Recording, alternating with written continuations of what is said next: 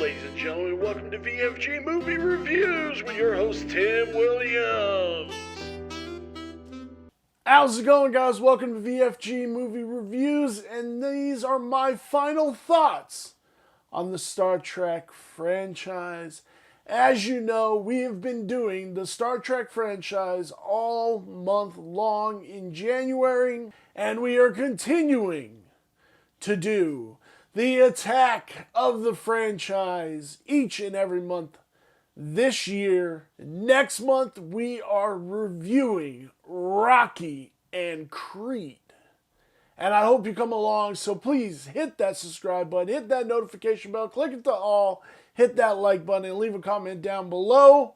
So, my thoughts on the Star Trek series. Now, as I've said before, and I will say again, the TOS crew, those movies were very coherent movies. Each movie, you got more growth between the Spock character and Picard and Bones and the rest of the crew. Moving to TNG, they rehashed kind of what they did with the TOS crew between Picard and Data. Moving on to the Abrams verse, they did not. All three of those movies felt very disjointed and just kind of thrown together with not a real thought of a franchise series. They felt very their own movie. Next movie. Next movie. Unlike its predecessors, from Motion Picture to Undiscovered Country, from Generations to Nemesis, they felt like a whole. They felt like they were telling a long-term story. Now, I don't know what happened with the Abrams verse, or maybe JJ just didn't feel it. Maybe he thought something cool and then let it go, because as you can see, he did something original in the first movie, and then rehashed The Wrath of Khan, and then Juan took over, and another original, but you didn't care about any of those characters.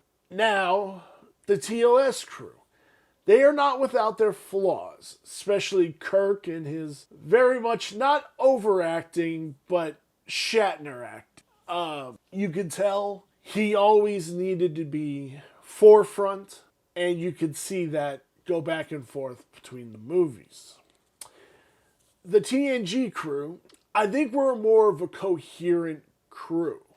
I think everybody wanted to be there and everybody understood their roles, and there was nobody in the background doing nothing. One of the biggest flaws I had with Nemesis was that there was that very rapey scene between Maria Sirtis and Tom Hardy with Ron Perlman's character. I felt that scene definitely didn't need to be there and to be in the movie. It served no purpose because it just came out of nowhere. It wasn't forefront that he could do that, or he could go into her memories or anything like that. Personally, could have done without the scene.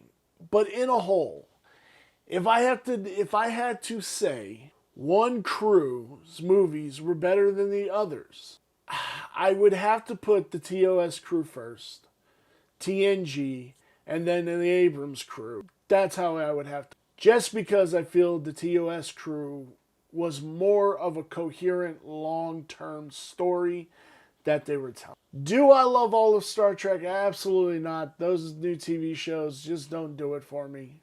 Do I love all the movies? Yes, even if they're bad movies, they're still good movies. Would I have preferred a DS9 story movie and a Voyager movie? Absolutely. But we did get cameos of a couple of those crew members, which was really nice. That brought it in to a nice cohesive moment. This was also a journey of remembering my dad, who had a very big fondness for Star Trek and for Kirk and Picard. And it was nice to relive those memories and those feelings of sitting there watching those movies with him. And that's what movies should do. They should spark memories and always be something happy for us. No matter what happens in Hollywood, no matter what happens in life, movies should always be a release and a way to get out of our own heads, even if it's just for 3 hours. I thank you guys for coming on this first journey with us. Please join us for Rocky and Creed. Thank you guys, and I will see you in our next video.